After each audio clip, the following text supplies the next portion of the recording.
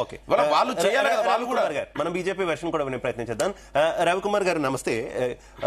మరోసారి ముఖ్యమంత్రి రేవంత్ రెడ్డి ఢిల్లీ టూర్, పార్టీకి సంబంధించినటువంటి అంశాలతో పాటు ప్రభుత్వానికి సంబంధించినటువంటి అంశాలతో పాటు కేంద్ర మంత్రులు కూడా కలుస్తారంటూ కూడా చెప్తున్నటువంటి పరిస్థితి.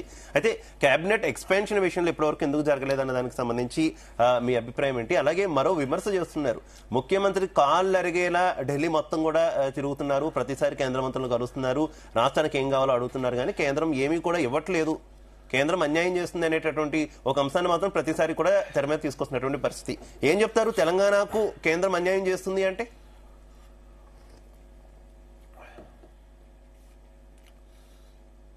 నన్ను అడుగుతున్నారుగా? అయ్యా మిమ్మల్ని రవికుమార్. అయితే కేంద్రం తెలంగాణకి ఏమిచ్చింది అంటే, ఇప్పుడు రాష్ట్ర ప్రభుత్వం బడ్జెట్ ప్రవేశపెట్టిన తర్వాత జిల్లాల వారీగా ఏమిచ్చింది అని అడిగాం అనుకోండి, వీళ్ళు సమాధానం చెప్పగలుగుతారా కరెక్ట్ గా?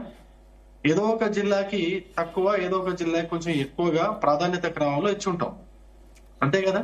అప్పుడు మా జిల్లాకి ఎందుకు తక్కువ ఇచ్చారు, మీ జిల్లాకి ఎందుకు ఎక్కువ ఇచ్చుకున్నారు అంటే దాని అర్థం, దాన్ని మనం సమతుల్యం చేయగలమా?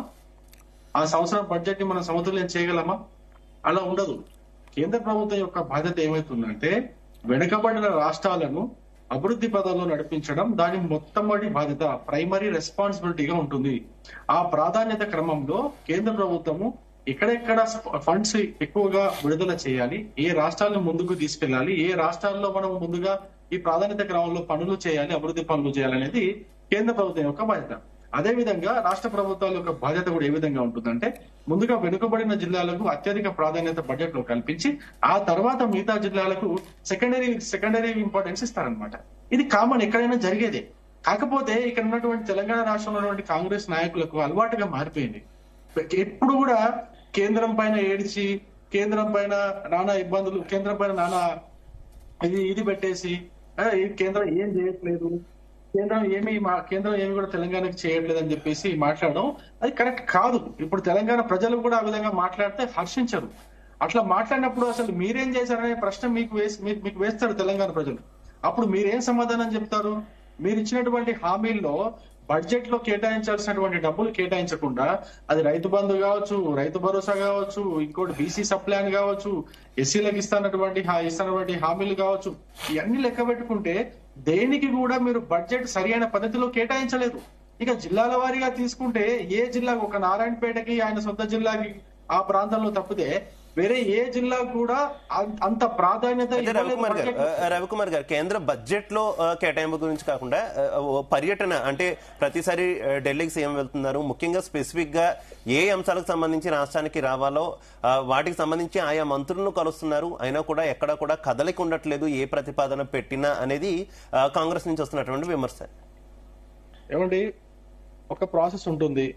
కేంద్ర మంత్రులకి అయితే వినతులు పెట్టారో ఆ వినతులన్నిటినీ కూడా కేంద్ర మినిస్టర్లు ఖచ్చితంగా పరిశీలిస్తారు.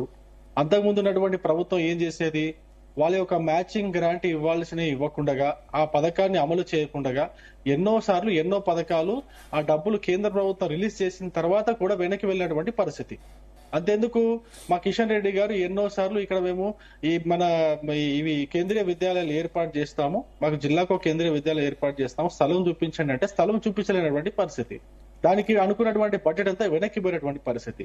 అదేవిధంగా గ్రామ పంచాయతీలకు డబ్బులు వేస్తే ఆ డబ్బులన్నిటినీ కూడా వీళ్ళు దొంగ కీ పెట్టేసి ఆ డబ్బుల్ని వేరే వాళ్ళకి నచ్చిన కాంట్రాక్టర్లకు ఇచ్చినటువంటి పరిస్థితి.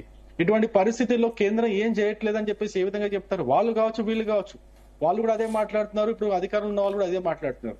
నిన్నటికి నిన్న ఎస్సీలకు సంబంధించినటువంటి గ్రాంట్ రిలీజ్ చేస్తే ఆ గ్రాంట్ కి మ్యాచింగ్ గ్రాంట్ విడుదల చేయకుండా దాదాపు 250 కోట్ల రూపాయలు రాష్ట్ర ప్రభుత్వ అకౌంట్ లో 2 నెలలుగా పడుండే.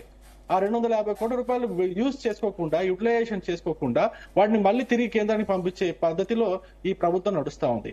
ఇలా అన్ని చూసుకుంటూ, అంటే ఇవన్నీ చెప్పుకుంటూ పోతే చాలా ఉంటాయి. చాలా డిపార్ట్మెంట్ లో ఇదే పరిస్థితి నడుస్తా ఉంది. రాష్ట్ర ప్రభుత్వం కేంద్ర ప్రభుత్వం ఇస్తున్నటువంటి నిధులను రాష్ట్ర ప్రభుత్వం ద్వారా అందాల్సినటువంటి మ్యాచింగ్ గ్రాంట్ అందించి ఆ పథకాన్ని లేదా ఆ యొక్క అవసరానికి వాడుకోవాలి. అలా వాడుకోకుండా చేస్తుంది. ఎందుకంటే ఇక్కడ రాష్ట్ర ప్రభుత్వం దగ్గర డబ్బులు లేవు. రాష్ట్ర ప్రభుత్వం చేయాల్సిన పనుల్ని ఇప్పుడు మేమైతే ప్రాధాన్యత క్రమంలో ఇప్పుడు ఎస్సీలకు సంబంధించినటువంటి 250 కోట్లు రిలీజ్ చేశాం. మాకు అది ప్రాధాన్యత క్రమంలో ఉండింది.